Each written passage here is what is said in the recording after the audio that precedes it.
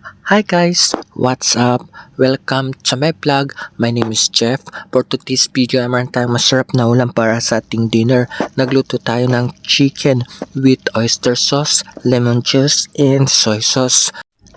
Meron pa tayong vegetable salad, smoothie, healthy smoothie, watermelon, and carrots with assorted nuts. Nilagyan pa natin ito ng dates para medyo matamis. Hot drinks yung ating onion tea with the turmeric and the fresh mint leaf. I-marinate natin ang ating chicken for 30 minutes or overnight ng lemon juice, oyster sauce, soy sauce, and ground pepper.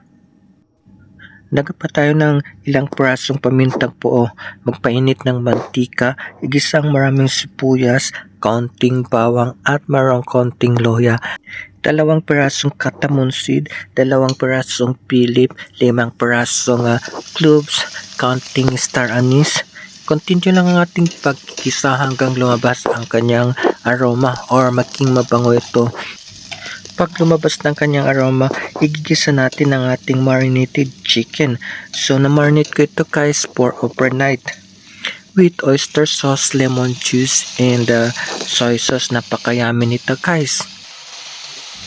Continue lang guys ang ating pagkigisa at magad tayo ng ating na-separate kanina na sauce. So, yung pinagpaparan natin, hindi na ako nag-add ng water kasi masapaw na siya. Antayin natin na maluto ito, takpan natin. Nagad pa tayo ng ating ring onion. Ang sarap talaga nito guys. Tingin pa lang guys ay mapaparami na ng kain nito. Luto na ito guys. Mag-ready tayo ng ating lakayan at i-transfer natin ang ating masarap na ulam. So healthy, so yummy, so refreshing carrots and watermelon smoothie. Yung ating slice of carrots, watermelon, nagad pa tayo ng ating dates or tamir. Healthy ito guys, para medyo matamis. Nagad pa tayo ng ating powdered milk, mineral water, at meron pa itong assorted nuts, cashew nuts, pistachio nuts, and almond. I-blend natin ito guys. Blend it well, and meron na tayong napakasarap na carrots and watermelon smoothie.